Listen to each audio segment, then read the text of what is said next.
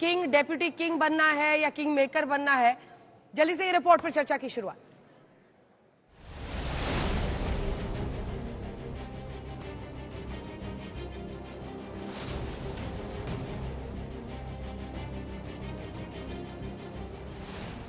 नरेंद्र मोदी राष्ट्रपति को अपना इस्तीफा सौंप आए हैं। नई सरकार बनाने की तैयारियां शुरू हो गई हैं। किसी पार्टी को नहीं बल्कि एनडीए को बहुमत मिला है, लिहाजा घटक दलों के साथ दिल्ली में माथापच्ची हो रही है।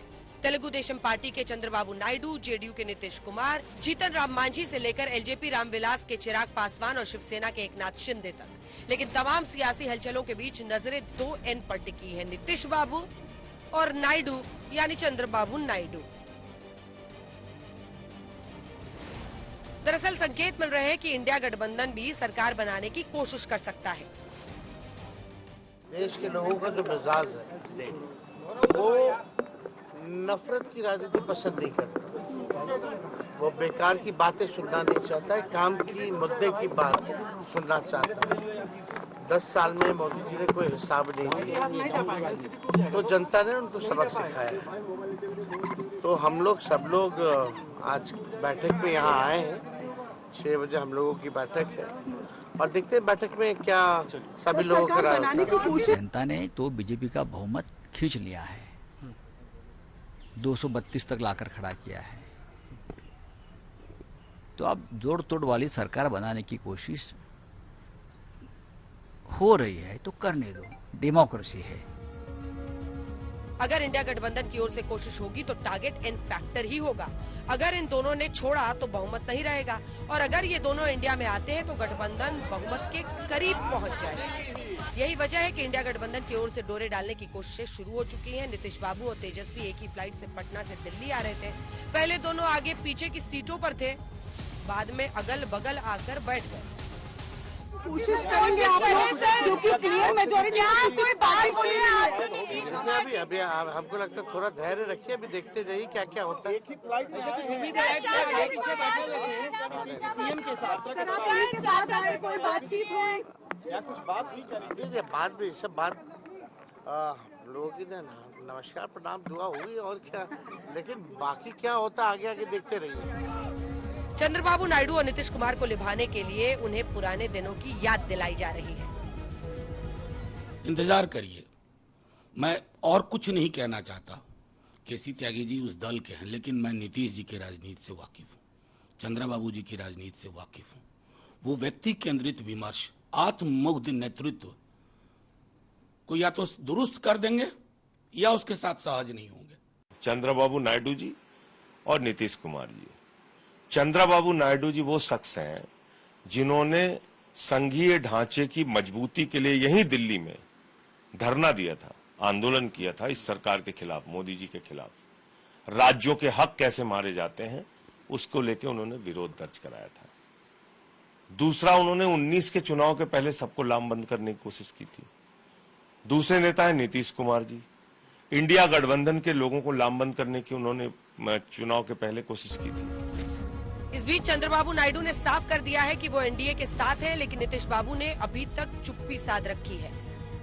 I have seen so many political changes in this country. We are in NDA. I am going for NDA meeting. In course of time, anything we'll report to you. Thank you.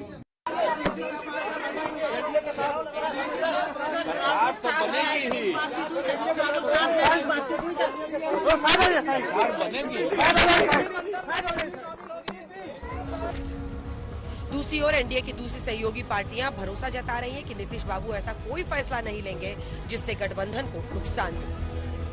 आज बातचीत नहीं, सिर्फ बधाई देने का दिन था।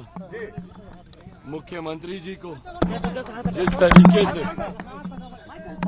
मुख्यमंत्री जी ने हमारे गठबंधन को मजबूती देने का काम किया और एनडीए का बिहार में जो प्रदर्शन रहा है उसका बड़ा श्रेय जहां एक तरफ हमारे प्रधानमंत्री आदरणीय नरेंद्र मोदी जी के नेतृत्व को जाता है, तो वहीं उसका श्रेय मेरे मुख्यमंत्री नीतीश कुमार जी को भी जाता है। नीतीश कुमार तभी कार्य अच्छा करते हैं, यहाँ देखा गया है कि जब एनडीए के साथ रहते हैं। वैसी परिस्थिति में राजहित में कोई ऐसा निर्णय नीतीश कुमार नहीं लेंगे जिससे कि राज्य को कोई घाटा हो। तो ऐसा मैं समझता हूं कि नरेंद्र मोदी जी के नेतृत्व में सबको विश्वास है, विश्वास में लोग चलेंगे। सियासत का खेल भी अजीब है। देखते देखते दाव बदल जाते हैं, पाला बदल जाता है, नीतियां बदल जाती हैं, विचार बदल जाते हैं और फिर सत्ता भी। अब देखिए इस बार क्या क्या बदलता है। आज तक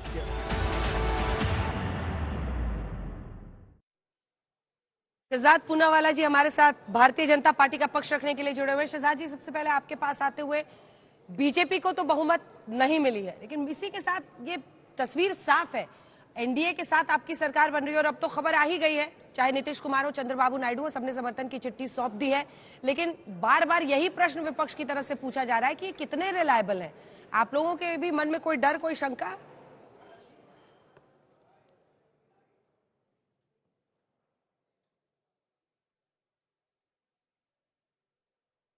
म्यूट है आप, अगर स्काइप पे जुड़े हैं शायद अनम्यूट कर लीजिए।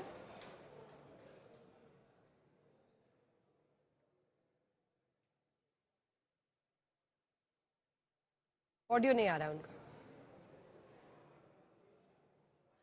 दूसरे गेस्ट के पास में जाती हूं, मैं लौटूंगी आपके पास।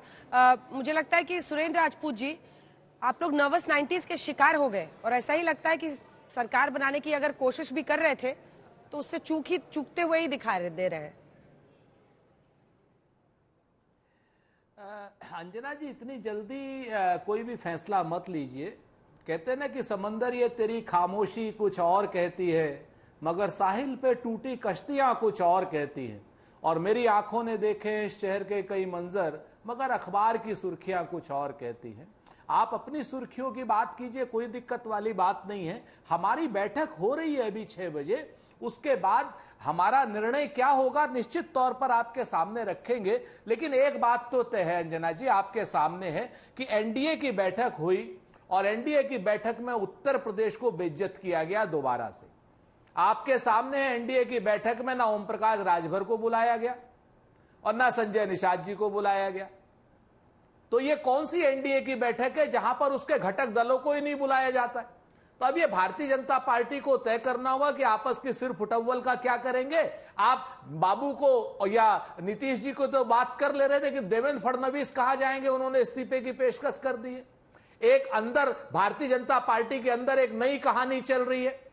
भारतीय जनता पार्टी के अंदर जो आपस की सिर फुटअव्वल है, जिसमें नरेंद्र मोदी जी और अमित शाह जी केंद्र बिंदु पर हैं, कहीं ना कहीं देवेंद्र फडणवीस साहब भी नाराज दिखाई दे रहे हैं। आज आदरणीय योगी आदित्यनाथ जी का जन्मदिन है, उनको बहुत बहुत बधाई, लेकिन वो भी बहुत अच्छे खासे नाराज नजर आ रहे हैं। उनके समर्थकों ने तो अमित शाह जी के खिलाफ आज मोर्चा खोल दिया। आपके सामने सोशल मीडिया पे तमाम वीडियोस आ रहे हैं।